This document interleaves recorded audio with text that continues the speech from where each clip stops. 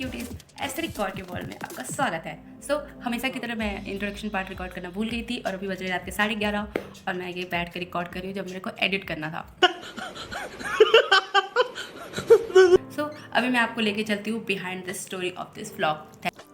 The story is, इस vlog के पीछे भी एक रीज़न है।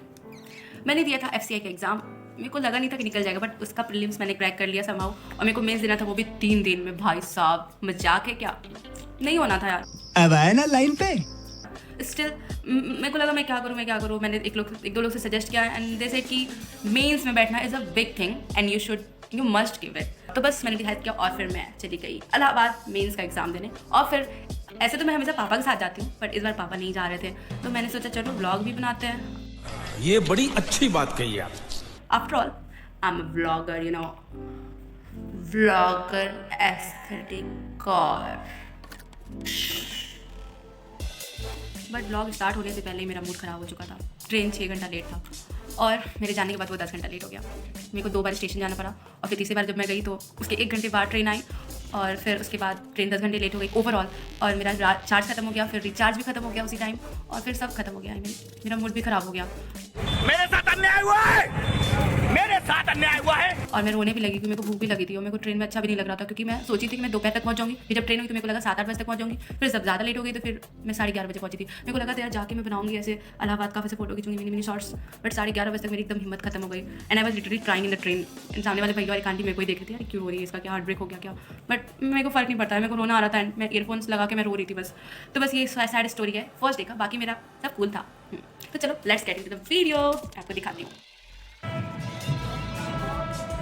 After waiting for hours finally मेरी ट्रेन बलिया से निकल रही थी and I was literally happy कि चलो निकल गए हैं तो पहुंच ही जाएंगे यार। बट ट्रेन इतना ज़्यादा बार रुक चुकी थी ना कि मेरे अंदर पेशेंस ही नहीं बचा था अब कुछ भी करने का। मैं बस गेट पे खड़ी होकर वेट कर रही थी कि अब आएगा, बट स्टेशन तो आने का नाम नहीं ले रहा था।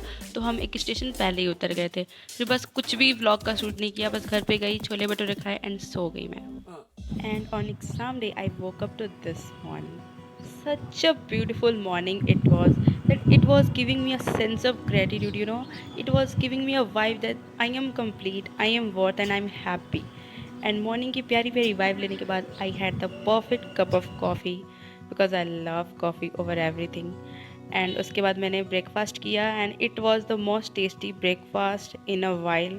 उसके बाद मेरा एग्ज़ाम था दोपहर शिफ्ट में, फिर मैं एग्ज़ाम देने and you can see the view, isn't it arresting? Yes, it was. So by this time my exam was over and I had no regrets because I know that how much I had put myself into hard work for this exam specifically.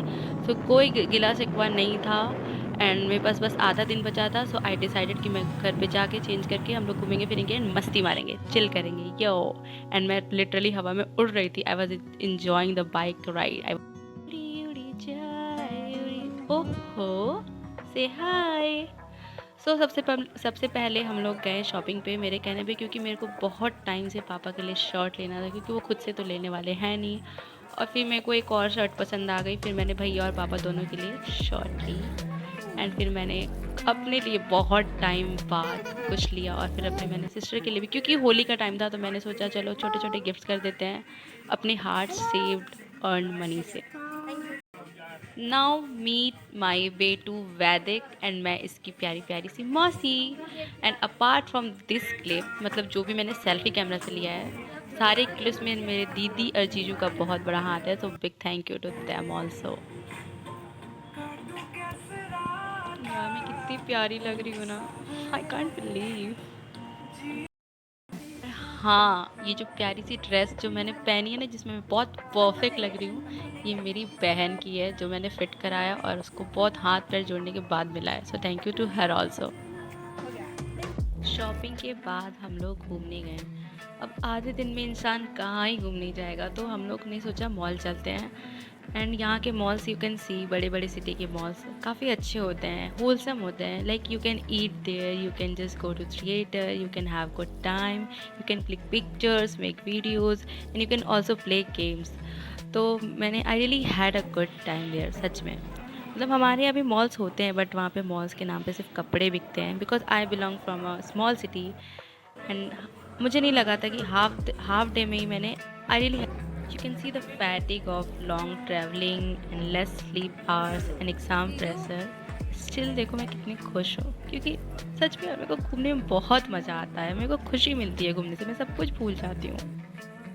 So I'm making this special one bite for my viewers and for food lovers. And this Manchurian and fried rice were amazing.